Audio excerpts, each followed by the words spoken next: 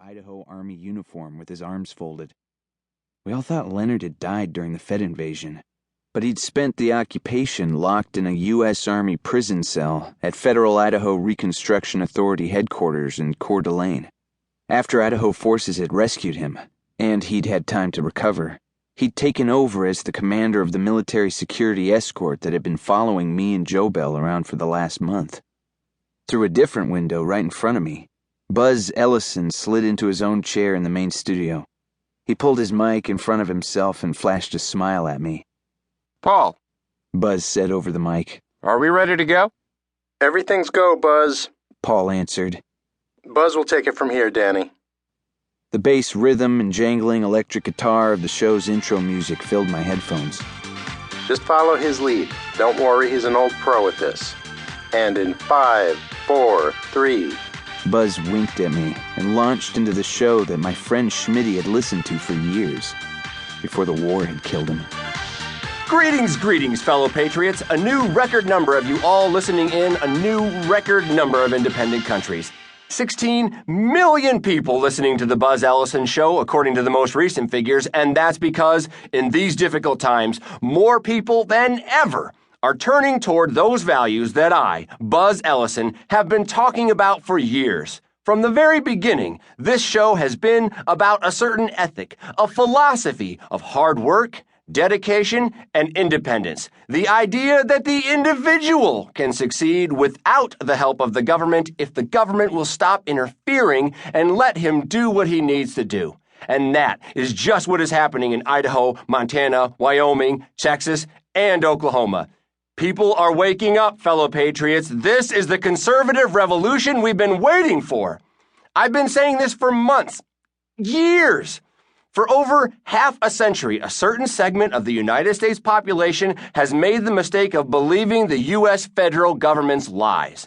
They've been told, put your trust in your government, give your money to your government will take care of everything. Ever since President Johnson's Great Society bullshit, the U.S. government has pledged to wipe out poverty, disease, laziness. More specifically, they said, vote Democrat or vote for traitorous big government Republicans and your problems will be taken care of. But people are finally, after all these years saying, wait a minute, nothing's getting better. In fact, it's getting a whole hell of a lot worse. And so maybe we don't need this giant, bloated U.S. federal government anymore. This is our conservative revolution, fellow patriots. And who is spearheading that revolution? Today, in the history of the Buzz Ellison Show, I've had very few guests on the program. I'm serious. Maybe 5 or 6 guests. I usually don't need them. People tune in to listen to my magnificence. But today, I'm humbled, and it takes a lot to humble someone of my caliber. But I really am humbled and proud to have on the show someone who truly embodies that patriotic conservative spirit. In the studio today, we have Private First Class Daniel Wright of Freedom Lake, Idaho. Private Wright, welcome. Buzz popped a cigar in his mouth, flipped open a Zippo, and lit up, puffing his cigar to bring it to life. Now I was on, with millions listening, in the middle of a war.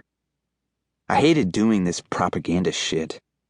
Buzz looked up at me as he flicked the Zippo closed and blew out smoke. PFC Wright, can you hear me?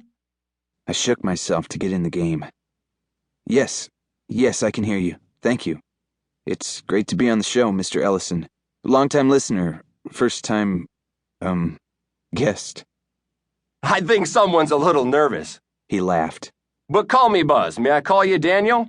Sure, I said. Or Danny's fine. I was a little nervous, but that wasn't my problem. Thanks for being on the show today, Danny. How are you enjoying your stay here in Boise? He should have said Fortress Boise, since the place had transformed into basically a big army base. But that's not what Buzz or President Montaigne wanted to hear. My job was to motivate people in their fight against the United States. I tried to wedge little truths in with all my lies. It's been pretty great. Me and my fiancée JoBell are staying in a nice hotel with steady hot water. I haven't eaten so good in a long time. Buzz frowned. I mean, we're eating a lot better up in northern Idaho now that the United States